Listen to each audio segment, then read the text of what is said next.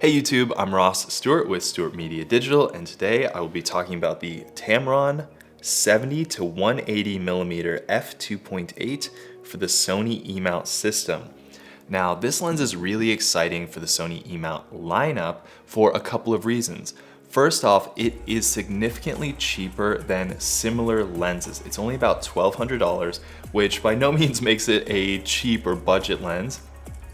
But when you compare it to some of its competitors, that it is definitely way more affordable.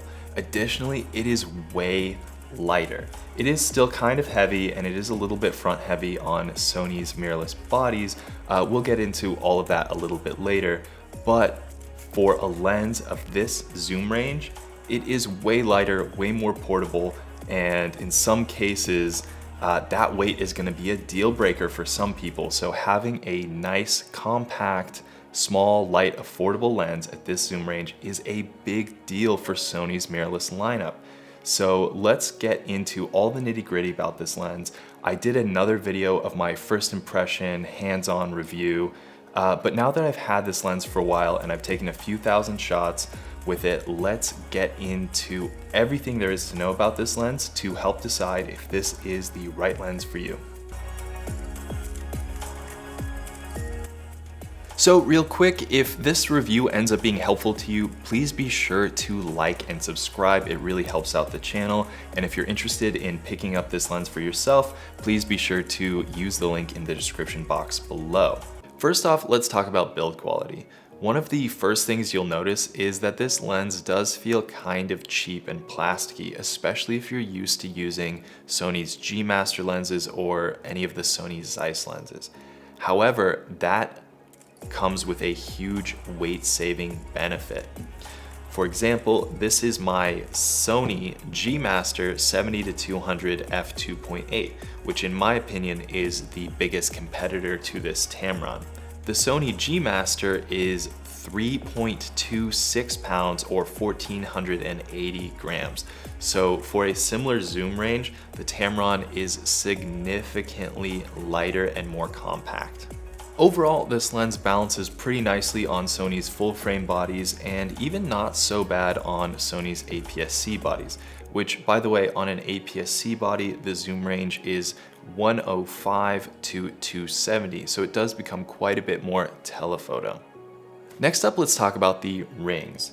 The zoom ring and the manual focus ring on this lens are switched compared to any of my other Sony lenses, and it drives me absolutely crazy and it is taking me a long time to get used to. However, if you're used to shooting on Tamron's other lenses, like their 17-28 2.8 or their 28-75 2.8, it will feel very similar in terms of both the rings and the overall construction. As for the rings themselves, the zoom ring does feel pretty nice in the hand with a good distance from 70 to 180, but this lens does telescope as you zoom in to 180. So be wary of that. That can introduce dust and moisture into the lens. And because it telescopes, it does have this lock button on the side of the zoom ring. So when you put it in your bag, you can lock it at 70 millimeters to make sure that it is not telescoping when it's bouncing around inside your bag. Next up is the manual focus ring. It is focused by wire, but the focus ring has a pretty good amount of resistance. But overall, it is not my favorite manual focus ring. That's pretty much it for the features on the side of the lens. There is no autofocus manual focus switch or autofocus lock buttons or anything like that. However, this lens is weather sealed. It does have a nice rubber gasket in the back and a fluorine coating on the front element, so you do not need a UV filter or anything like that to make it weather sealed. However, I am a little bit skeptical because, like I just said, it does telescope as you zoom in and out, so that is a great opportunity to add moisture and dust into the lens. And finally, on build quality, this lens does not have image stabilization, which I think is kind of too bad for a lens of this zoom range, especially at that 180. It is nice to have image stabilization into the lens, but of course that would detract from the weight and cost benefits of this lens, so really it's not too big of a deal. Moving on to image quality. This lens has 19 elements in 14 groups with one extra low dispersion element, one low dispersion element, and one glass molded aspherical element. And sharpness is definitely not something you can fault this lens for. It is very sharp. When I first started photography, Tamron was known for having slightly duller lenses. That is not the case with this lens. This lens is really sharp throughout the zoom range, 70 all the way to 180.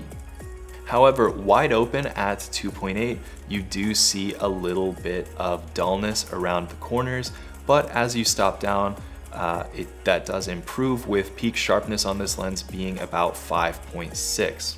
Additionally, at 2.8, there is some noticeable vignetting at 70 and 180, but again, as you stop down, the vignetting does start to clear up pretty quickly. This lens uses Tamron's broadband anti-reflection coating to cut down on flare and ghosting, and this lens does do a really good job maintaining contrast even in backlit situations. Now, as for minimum focusing distance, this lens does something kind of interesting. It has a fair minimum focusing distance of about 33.5 inches or 0.85 meters.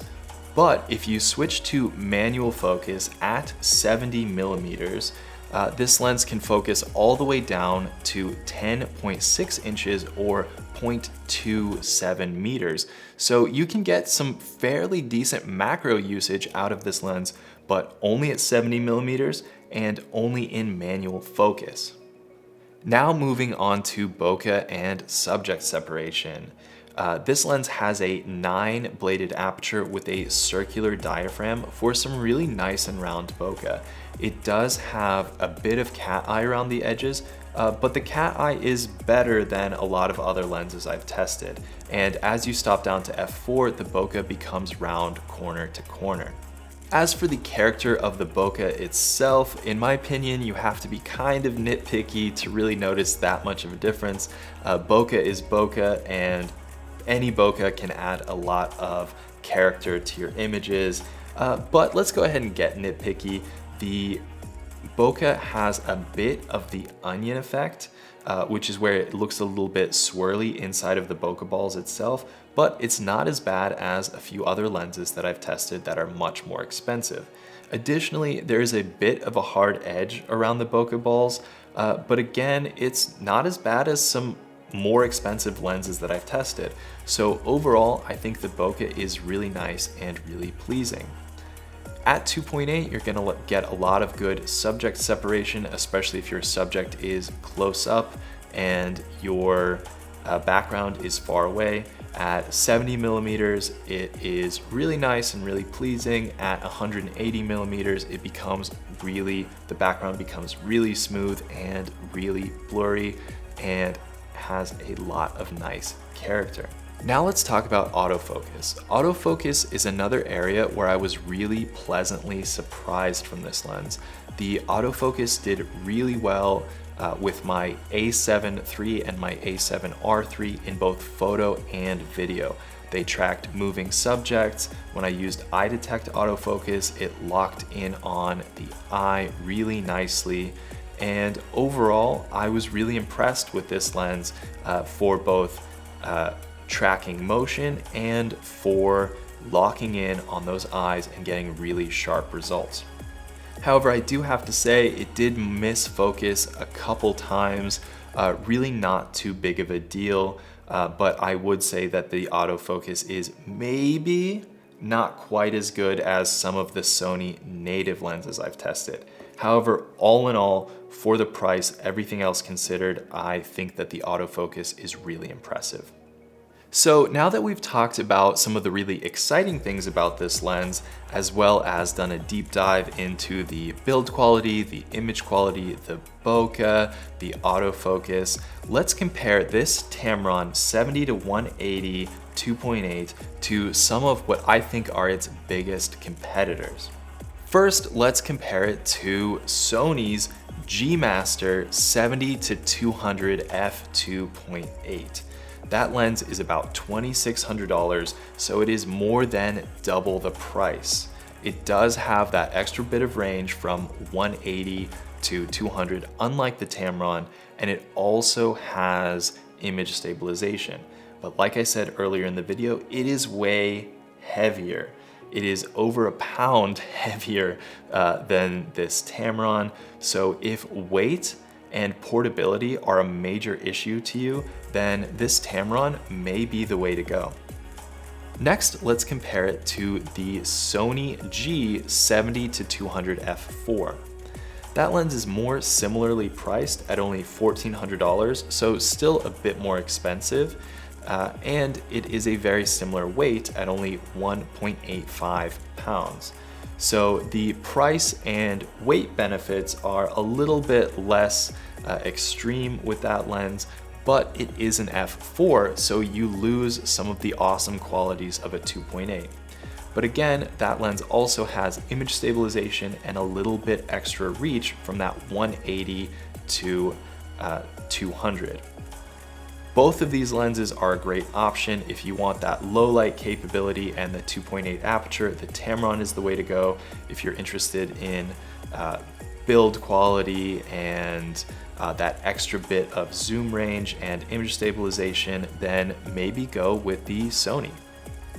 Anyway, just to wrap things up, I have had a really good and interesting couple weeks with this lens. It is time to send it back.